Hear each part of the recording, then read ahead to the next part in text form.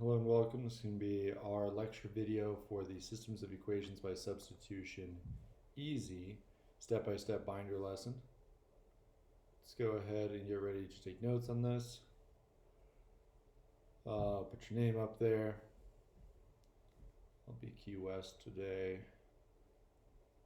Whatever date you're filling this out, whatever class period you are.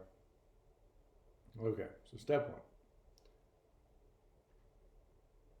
Step one is look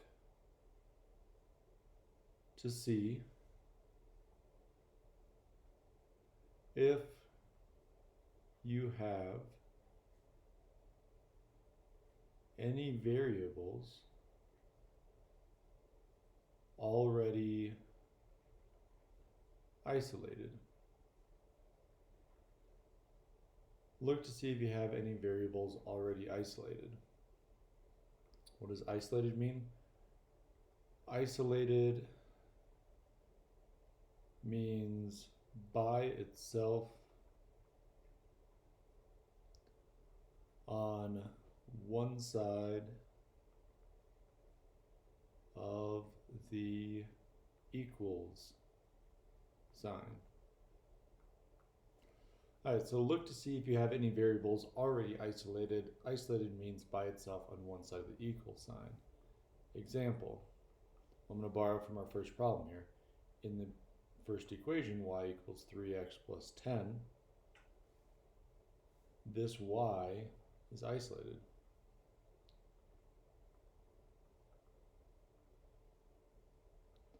Alright, it's by itself on one side of the equal sign. Alright, step two. Draw a box around the other side,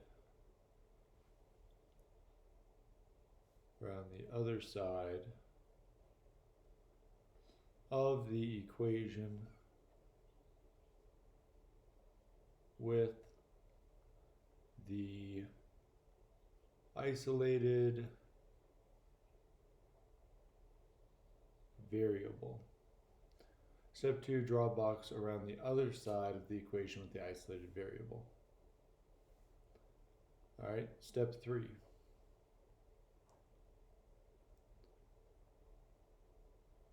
Draw an arrow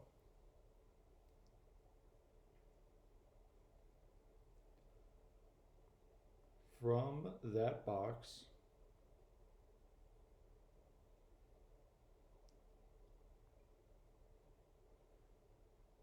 to every instance of the isolated variable in the other equation. So let's do an example here for this. Draw an arrow from that box to every instance of the isolated variable in the other equation, just so we're keeping track of everything I'm saying. Let's say we had the equation x equals 2y. I would put a box around this 2y side. And then let's say our second equation was x squared plus 10x plus 4 equals 8y, something like that. We would draw a box from an arrow from this box to every x. So to right there and right there. Now this has got a squared. We don't know how to solve this yet, but I just did that so that we'd have two x's that can't be combined. A lot of people accidentally draw it to the y, but x is equal to 2y, therefore x can be replaced by 2y. This is where we're going to substitute. Alright, so it was because this x was isolated over here is why we drew the arrow to those x's there. Here, make those arrows different color. There, right there. Okay. Let's write step 3, and then we'll do everything that we've done so far with problem number 1, or step 4. All right, so step 4, we want to replace, and in parentheses write substitute,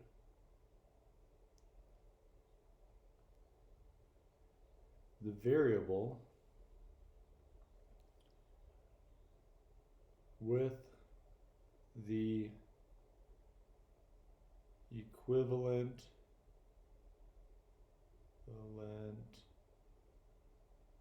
expression. Replace or substitute the variable with the equivalent expression. And a tip about this is use parentheses.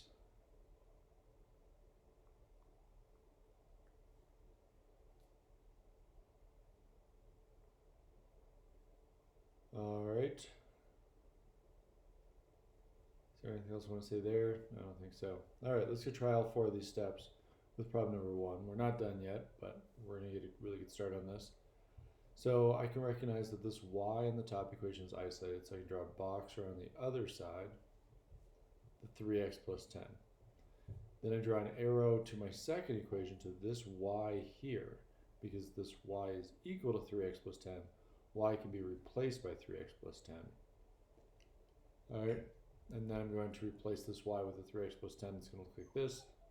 3x plus 10 equals 5x plus 16. I could use a set of parentheses around the 3x plus 10, but there's nothing that needs to be distributed. So I'll just leave it like that. Just going to take a quick break here. All right, and we're ready for the last couple steps here. So step 5.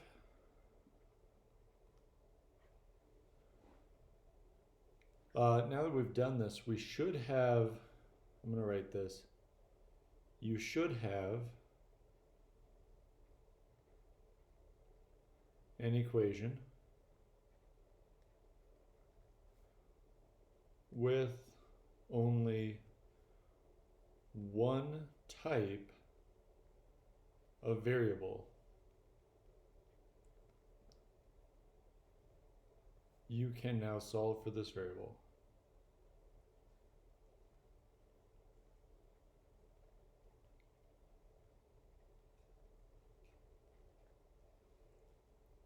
All right, we'll go ahead and write our next step 2. So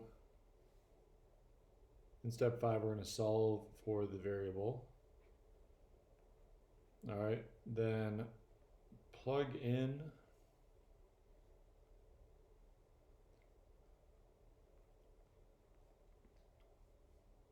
whatever value you found for the first variable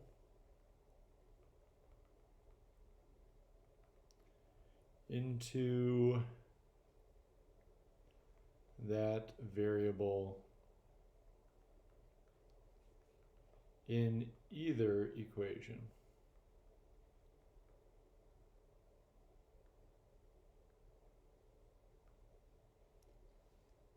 All right, we'll write another step here, step 7. Solve for the remaining variable.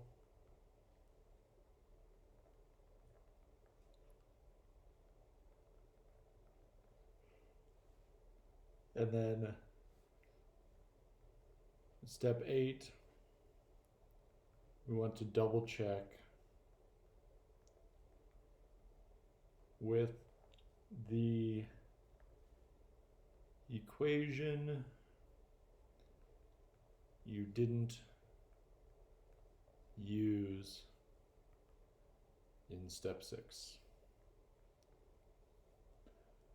All right, and then let me just kind of add a note here at the end, is that, just do a little star.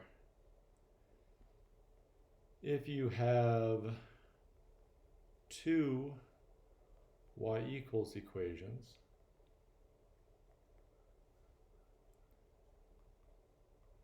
Then set the right-hand sides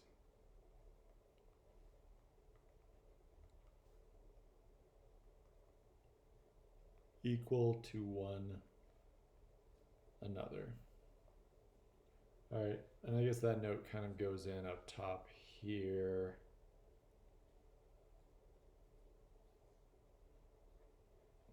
All right, and that's actually what happened in problem number 1. We have two y equals equations. So when we did that substitution, we're effectively setting the right-hand sides equal to each other. All right, let's finish solving problem number 1, and then we'll do 2, 3, and 4. All right, x is the only type of variable in this equation. That means I can solve for x. So I'm going to subtract 3x from both sides. I'm going to get 10 equals 2x plus 16. Move my constant away from my variable. Negative 6 equals 2x. Divide by my coefficient. Negative 3 equals x. So that's my first answer. I'm going to plug that into either equation. I'll plug it into the top one right there for x. So x is equal to negative 3, therefore negative 3 can replace x. And I get the equation y equals 3 times negative 3 plus 10. Y equals negative 9 plus 10. Y equals 1. All right, and then I can put that together into an ordered pair. Negative 3, comma 1. Put a box around it. All right. Let's see, problem number 2. Cover it up a little bit. There we go. We've got, again, the two y equals equations, so we can kind of use our trick here that when I do that substitution, effectively all that's going to happen is I'm going to get the right-hand sides equal to each other. So, you know, this negative 5x plus 21 is going to replace this y here. We get negative 5x plus 21 equals 5x minus 9. All right, let's add 5x to both sides. We get 21 equals 10x minus 9. We'll add 9 to both sides. 30 equals 10x, divide by 10. And we get x equals 3. All right, that's just part of our answer. When you plug that back in, I'll plug it in right here.